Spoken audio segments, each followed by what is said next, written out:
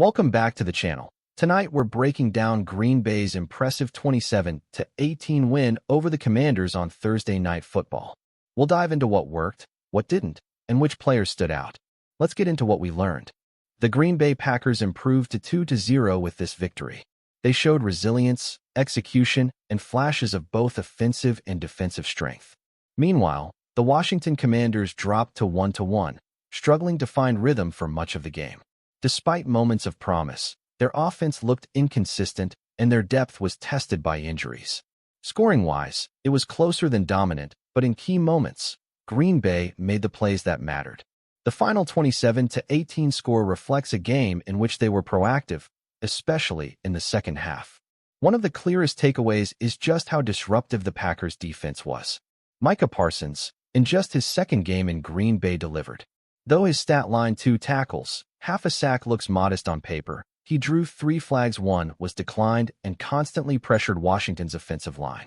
Parsons wasn't just chasing stats, he was affecting the timing and comfort of Jayden Daniels and the entire Commanders' offense. Alongside Parsons, Rashan Gary, Devontae Wyatt, and Ajaron Cooper were active, making plays behind the line, disrupting routes, closing running lanes. The entire front forced Washington into tough third downs, forced punts, and early drives that failed to score. Of course, it wasn't perfect. Quay Walker missed a tackle. Nate Hobbs had a late holding call that hurt, yet the Packers held firm in the crucial moments, notably 2 fourth-down stops in late stages that sealed the game more than the scoreboard does. When you stop a team on 4th down late in the game, you are asserting control. The Packers' defense has become something opponents have to prepare for. Let's shift to Washington. The Commanders' offense looked tepid for much of the night, only late in the second half did we see signs of life. Until then, movement was limited, production was inconsistent. They had no turnovers, but what hurt them most were empty possessions: 4 punts, 2 missed field goals, 2 failed 4th down conversions. Those are drives that subtract from your chances more than mistakes. Sometimes Dan Quinn's decision-making came under question too. For example, at the end of the first half on a 4th and 4, with 14 seconds and 3 timeouts, the team attempted a 58-yard field goal instead of going for it. That's a high-variance choice. Jayden Daniels was under heavy pressure 21 times. He was sacked 4 times.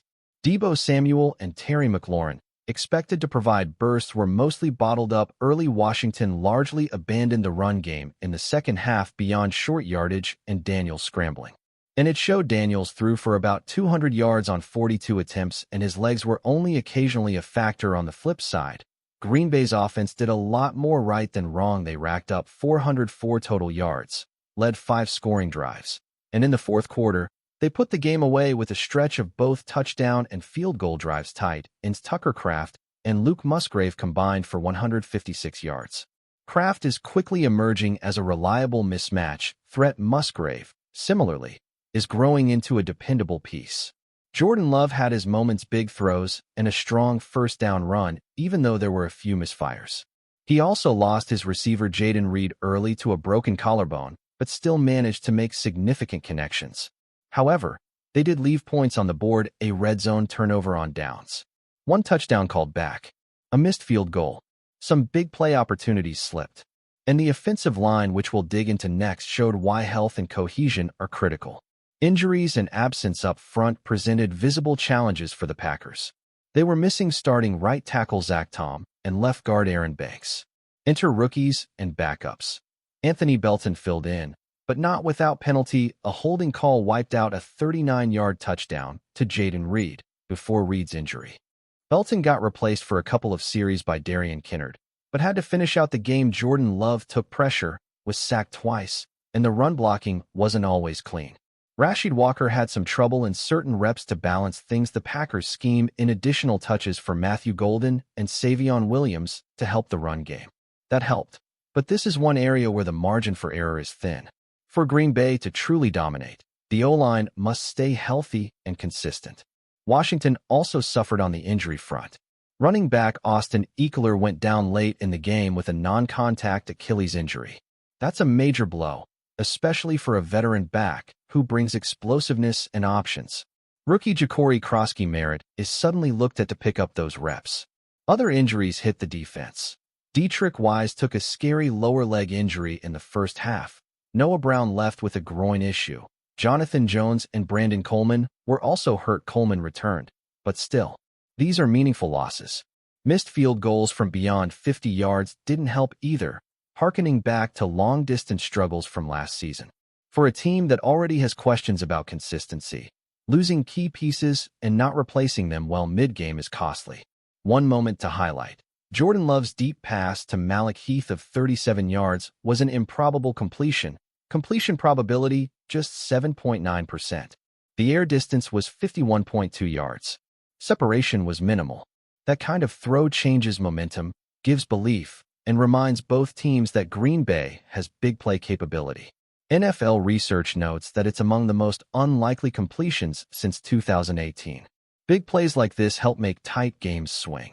Green Bay's defense is for real. Parsons, Gary, Wyatt, Cooper. This unit provides the foundation. When they are on, the team can lean on them. Washington's offense needs balance and consistency. Passing under pressure, run game, fading in key moments, those need addressing. And injuries will test depth. Offenses need to stay efficient. Green Bay's positives were clear, but turnovers, missed opportunities in the red zone, and penalties are still warning signs. If they clean those up, their ceiling is much higher. Offensive line health and performance matter. For both teams, but especially for Green Bay. If they can get their depth stable, they can unlock more for Love and reduce vulnerability. Injuries will matter long-term. Ekeler's injury for Washington, Reed's for Green Bay, other defensive injuries, all of this shapes the path forward. Teams that adapt and have depth will gain advantage. As we look ahead, keep an eye on how Washington responds on offense, particularly with their injured pieces. Can they find rhythm and explosive plays outside of obvious passes? Also watch their kicking game and decision-making in tight spots. For Green Bay, eyes on the offensive line. Can their backups and rotation handle increased pressure? Also on Jordan Love if he continues to make big throws and grow in comfort despite injuries. Green Bay could be dangerous. And of course, the defense. This group could make or break the season. This was a game of momentum, grit, and moments of brilliance. Green Bay takes the win, and they did so by making more plays when it mattered. The Commanders showed heart, but were held back by inconsistency and injuries. If you like this breakdown, make sure to hit like, subscribe, and ring the bell so you don't miss our next analysis. We'll see you next time on the next Game Tape.